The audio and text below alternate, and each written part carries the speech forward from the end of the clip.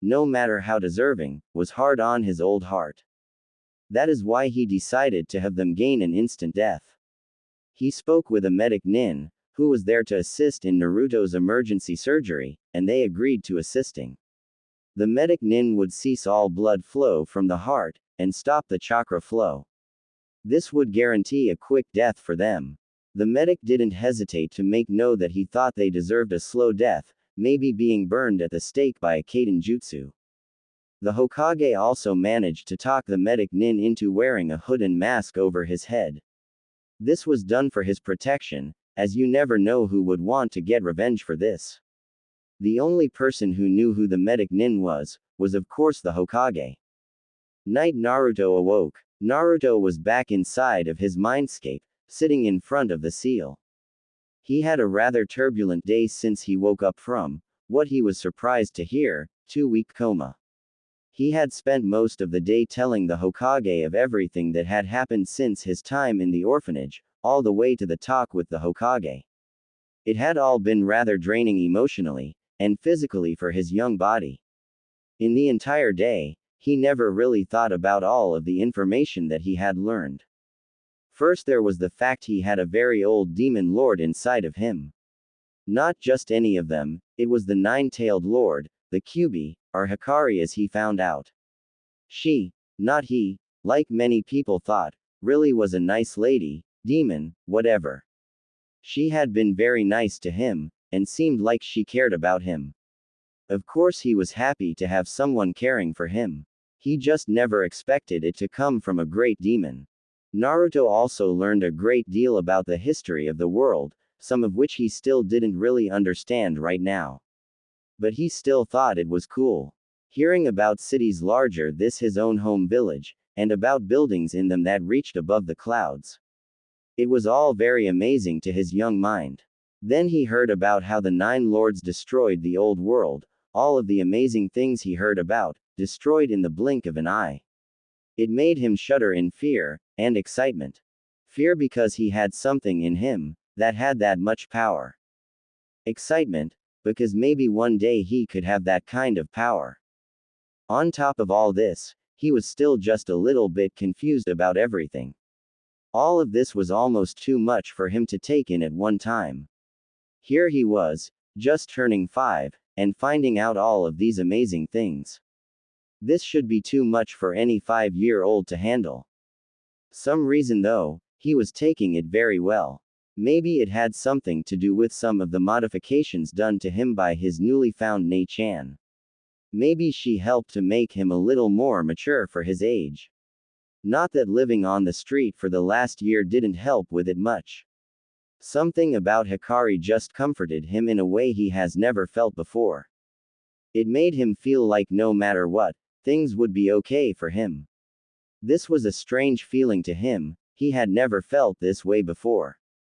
On top of that, he had just learned he may never be able to talk again. That in itself was depressing. He would have to go through the rest of his life silent, and maybe writing things out on scrolls and paper. And yet, he still wanted to become a ninja, which would require someone who could talk, from what he had heard from the Hokage and Hikari. So he may have just a little problem there. Not to mention he decided to set a goal, to become like his newfound hero, the Yondaime Hokage, and become Hokage of the village to be recognized, and to protect the village. There was only one problem with that: who ever heard of a leader that couldn't talk to his followers? All this was going through his head as he sat in his mindscape. He couldn't help but start to think about these things that he had discovered during the day. He didn't know what to do, so he decided to talk about it with the only person he could, his Nei-chan. Anyo, I was wondering, how can I become a ninja? Don't they need to be able to talk and all to do some of the things they do? It would be too hard for me to do it without knowing how to talk. I was wondering when you would pick up on this. It is true that it will be hard for you to do many things a ninja is known for, though it is not impossible. Take jutsus for example. Normally there are 3 parts to being able to do them properly. One is using hand seals to help concentrate, the other is molding the chakra just right, and finally speaking the name of the jutsu is an added form of concentration on it. But, there is a way to perform jutsus with only two, and maybe only one of these steps. It only takes hard work, and extreme dedication. To do it, you would have to have great chakra control. With this, you could be able to perform just about any jutsu known. Some ninja have refined their skills enough, that this is all that is needed to perform them. You may still have to form the final seal of the jutsu, but that is more just for the concentration on the type of jutsu you are performing. So with great control of your chakra, you could do this. At first it will take time, more so when attempting to learn new ones. But this will also give you an advantage, should you be able to perfect this ability. You would be able to perform them quicker than most people, even the Jonin, ANBU, and Hokages. It would also make it hard for people to copy, should they have the ability to. It is something that takes a lot of time. It is also well worth the time. However, it will be twice as hard for you, since you have more chakra than most others your age, and some older than you. Huh, what do you mean, Nei-chan? Well, you have the normal chakra that most humans have, a blue chakra, so to speak. That is the chakra all humans have. But you also have another special chakra in you, mine.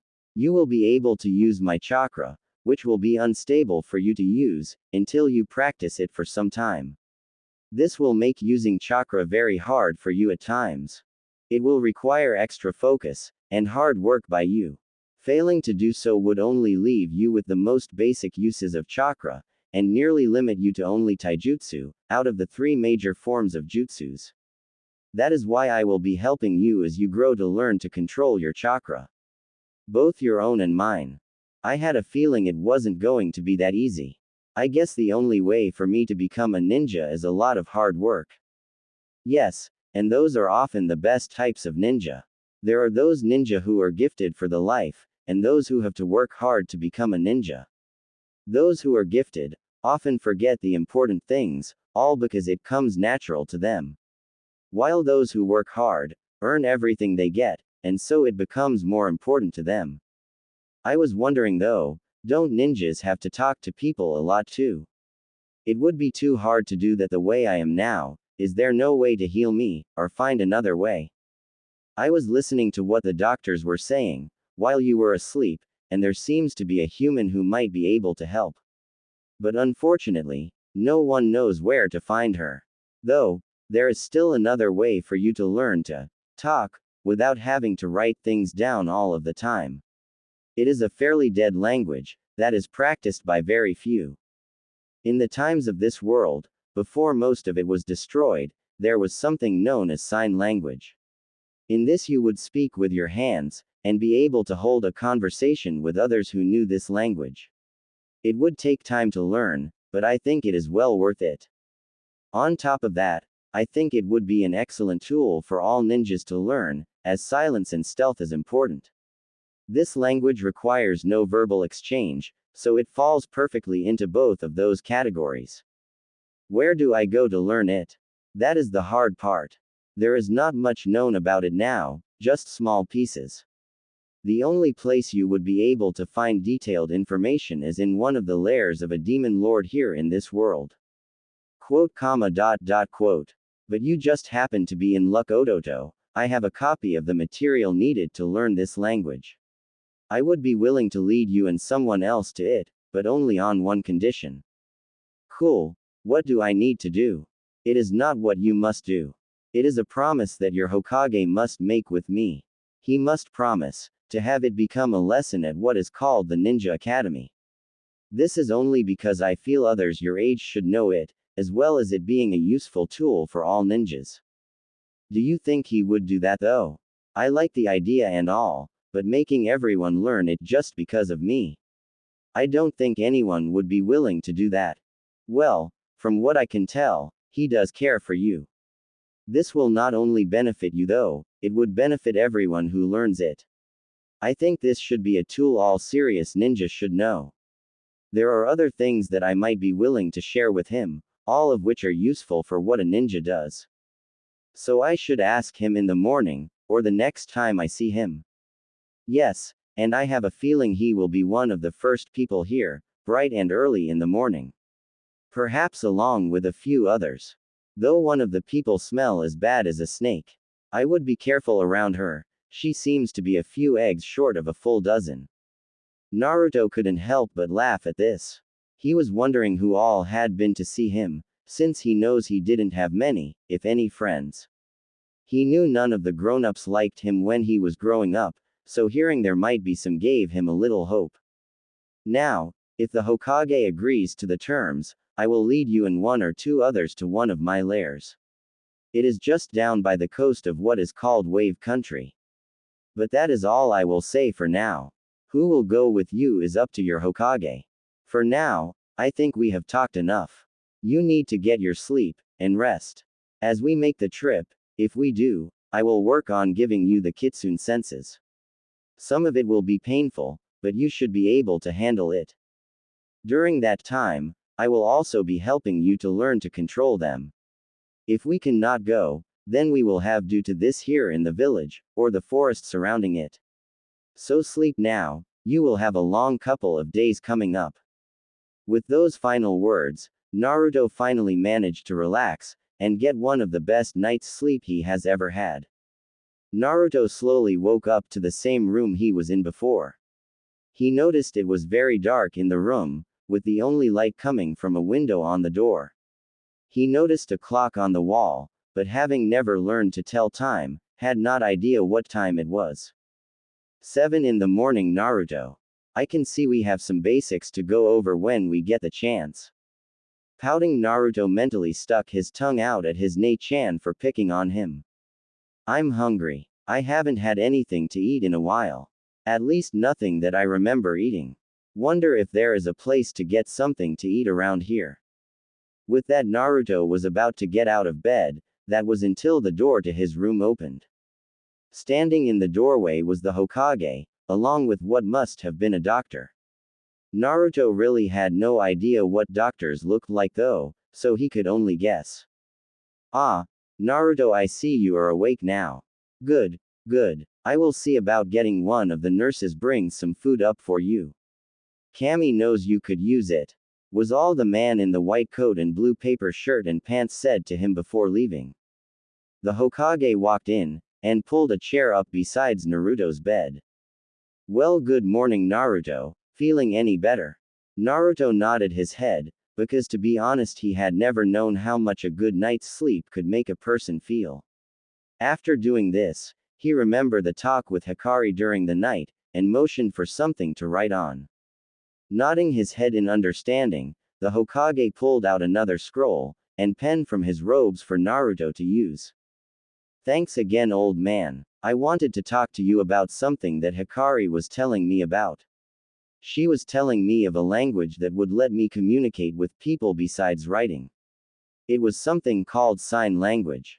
Thinking about it, the Hokage had to admit, if Naruto was to go through life like this, it would be very difficult, more so if he truly did want to become a ninja, and then Hokage someday. How did she intend for you to learn it, Naruto? Well, that is going to be the hard part. She said there are probably very few people who know some of it, even then, they know very little. The only places where there is a chance of a complete information on it, would be in the lair of a demon lord.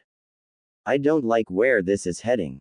She couldn't possibly hope for us to find one of these and then take the information out of it, does she? Was the first thing that came to the Hokage's mind when he read this news from Naruto. Very well then, what did she have in mind, as far as getting this information?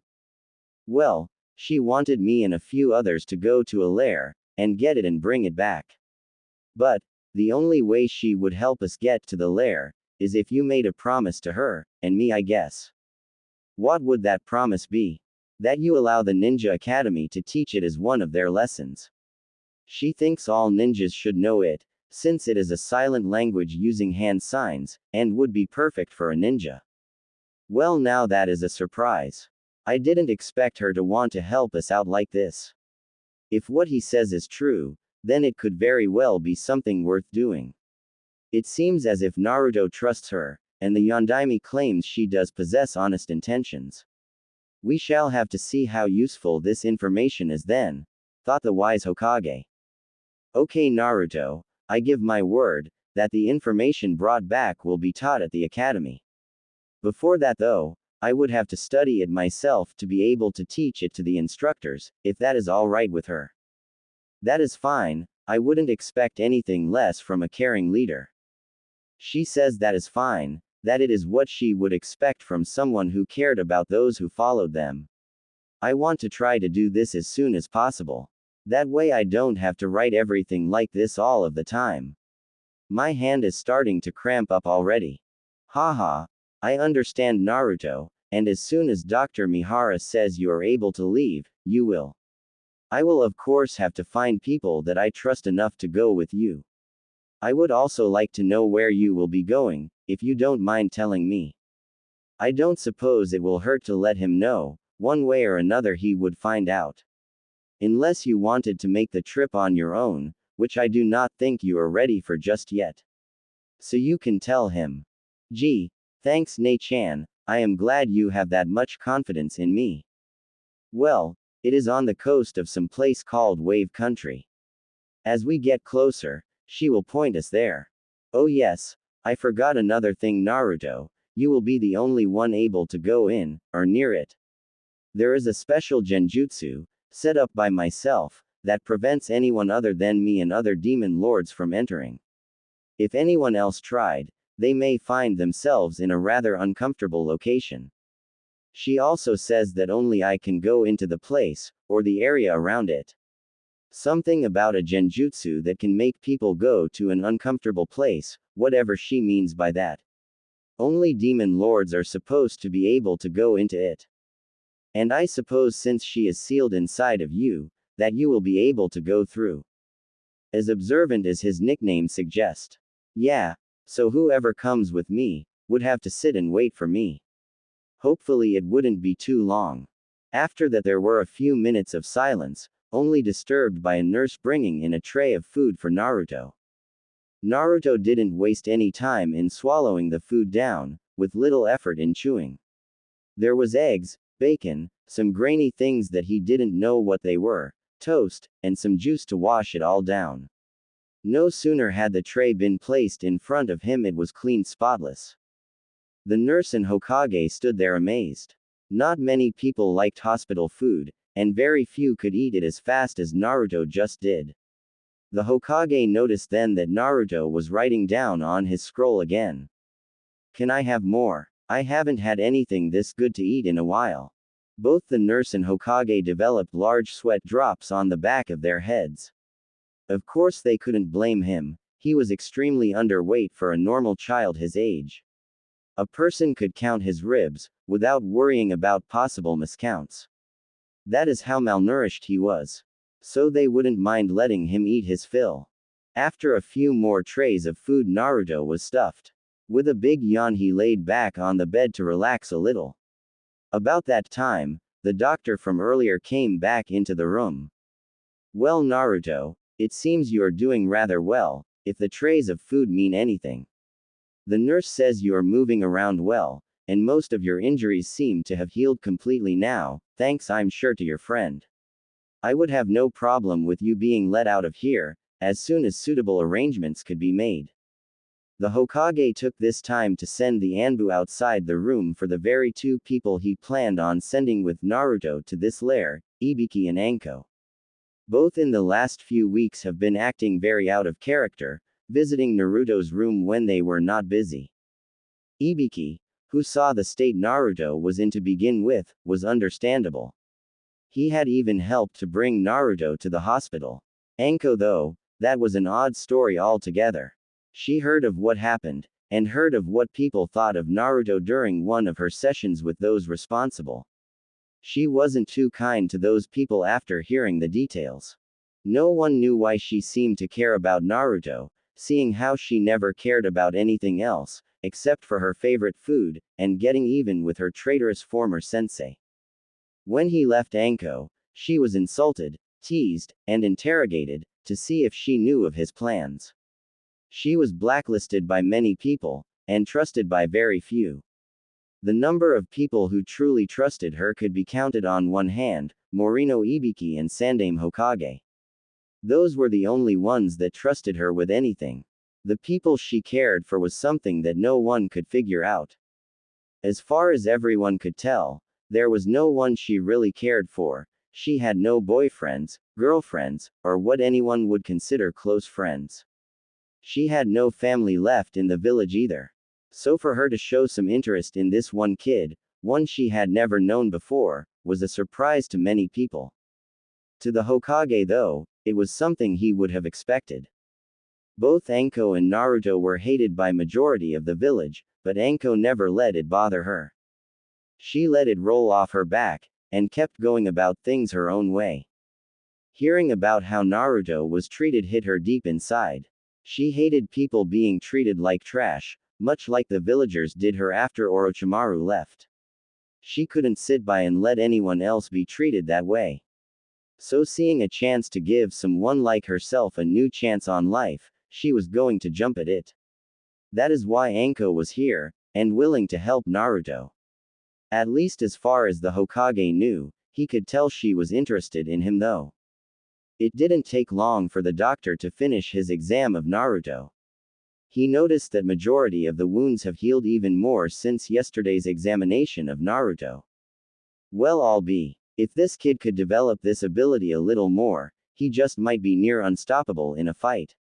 I'm only glad he is on our side. Well, Naruto, I would say you are back to normal, at least as normal as you could be under the circumstances. As soon as the Hokage finds a place for you to live, I have no problem discharging you into a guardian's hands. Oh my, I forgot, we have yet to be introduced. I am your doctor, Mihara Ojiro. It is a pleasure to finally be able to talk with you. From now on, if you need any kind of medical help, please come and see me. I will be sure to fix you up as good as new each time. So remember that. With that he turned to leave the room. As Ojiro was leaving, Ibiki and Anko walked in. Almost immediately Hikari smelled the scent of snakes. Naruto, be careful. That woman has the scent of snakes on her. She may have something to do with Orochimaru. Be on guard around her, until she proves she can be trusted. Naruto mentally nodded his head, confirming he understood. After that he looked at his newest visitors. One was a large man. He reminded Naruto of a bear he once saw when he was in the woods. The man had 2 scars on his face, and wore his village Hittite across his forehead, with the cloth covering the entire top of his head and tied at the back. He had on a large heavy black jacket, that reached down past his knees, as well as light black pants, with a holster on his right leg. He wore a light black shirt, that went all the way to his neck, and buttoned up. All of this helped to give him a very scary look to most people. Someone though, when Naruto looked in his eyes, he knew he could trust him. The other person was another story. She wore a tan jacket, and with an orange skirt around her waist. She had on what looked like a full-body fishnet style of clothing, with white shin guards on her legs. She also wore the standard ninja-style sandal. Her eyes were a light black, both the pupil and iris. She wore her Hittite properly across her forehead, and had hair the same color as her eyes. As soon as she walked into the room, she walked over towards Naruto, and started poking him, and just looking him over. So Ibiki, this is the brat He doesn't look like much, but to have made a complete recovery in 2 weeks.